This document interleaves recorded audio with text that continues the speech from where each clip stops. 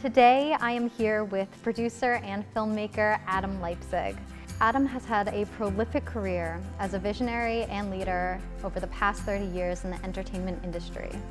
Included among the dozens of films he's helped bring to the screen are Dead Poets Society and March of the Penguins. Hi, my name is Annabelle Brothers, and welcome back to Climate Conversations. Adam, would you begin telling us a little bit more about yourself and how you began working in the entertainment industry?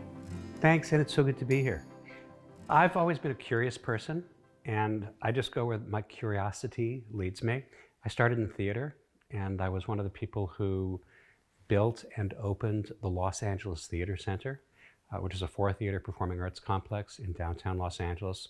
And at a certain point, I just felt that I wanted to work for a larger audience, and I effectively walked across the street, found inroads in the film universe, and began working at Disney.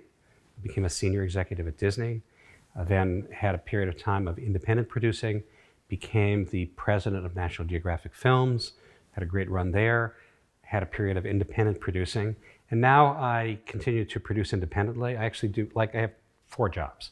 I produce independently, I am on faculty at the business school at UC Berkeley.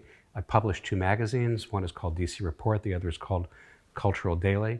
And the thing that I really spend about 150% of my time doing is running a company that we started a couple of years ago called Media U, which is designed to provide accelerated training that is very practical and career focused for people who are coming into film, television, media, or want to elevate wherever they are in film, television, and media and just upskill themselves. That's amazing. In 2016, you helped produce a documentary called A Plastic Ocean.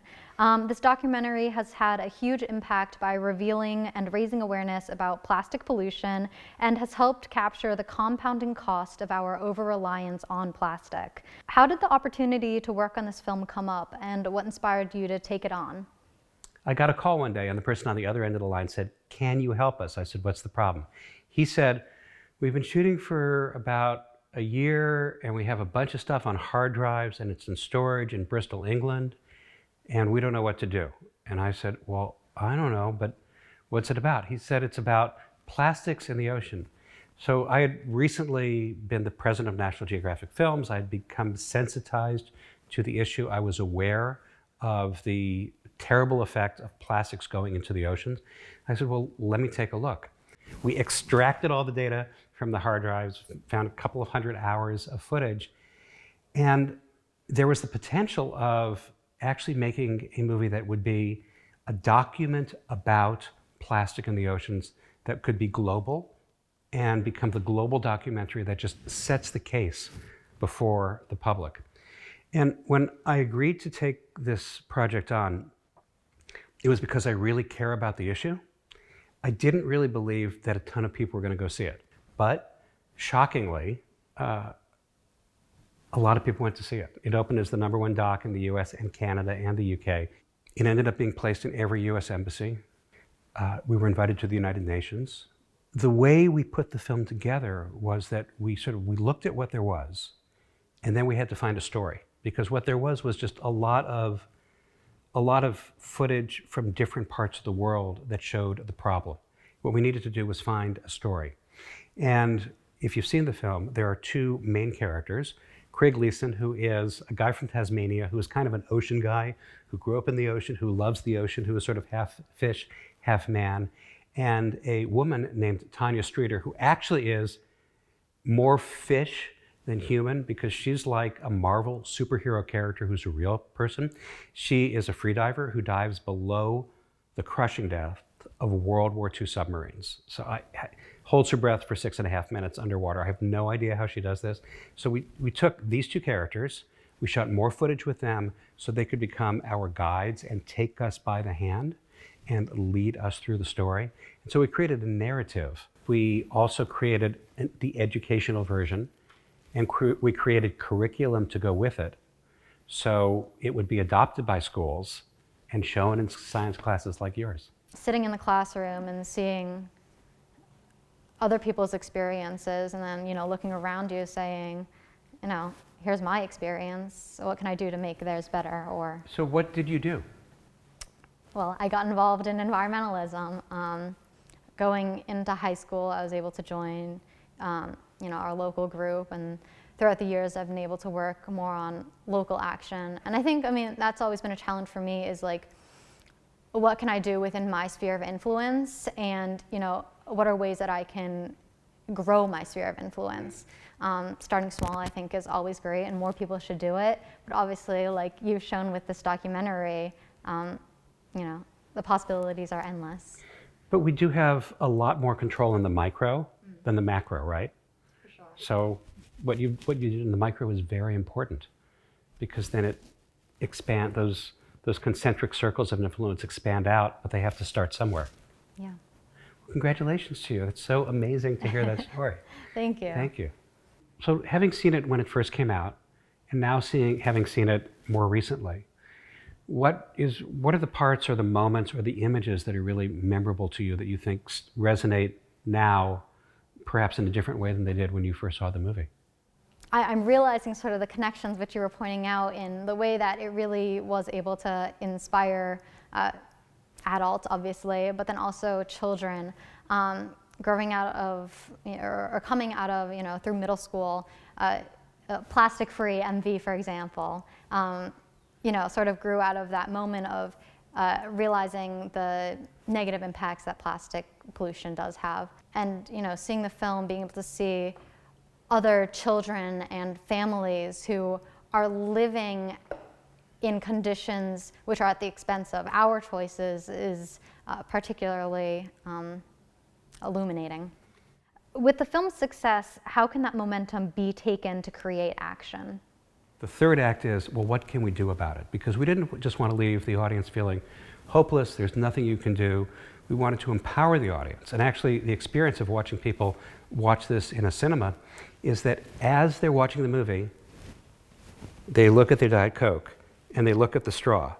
They say, I'm never using a straw again. And they put it down and they don't. It's changed human behavior. It's also changed a lot of laws around the world. It's changed more than 150 laws around the world, from national laws in India and Australia.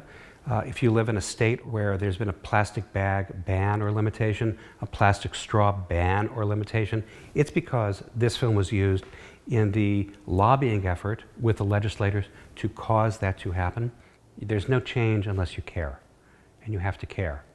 And this is really the issue that we all face in all the social issues, all the environmental issues that we grapple with right now in the society, especially here, especially now, in America, in 2023, because the forces arrayed against justice, sustainability, equity, inclusion are vast. They're huge. They seem concrete, large, immovable.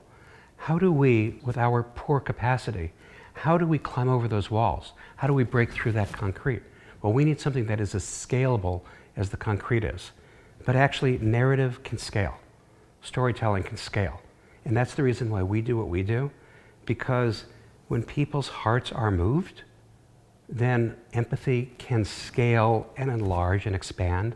It can get larger than the concrete walls that seem to be barricades against progress. So that's what we do, and that's why we do it. Yeah. I love the way you phrase that. It's very touching. Thank you. So, in your experience, how would you describe the power of filmmaking as a means of advocacy? It's the best kind of advocacy you could possibly have. And in my, I've made narrative features with actors and costumes and makeup and scripts and documentaries.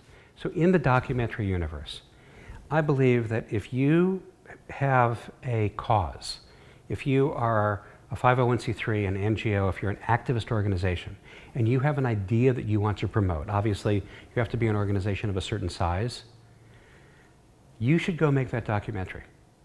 Because for the amount of money that you're going to spend on 4 commercials on CNN to try to flip 2 votes in the House of Representatives, you can make a feature doc.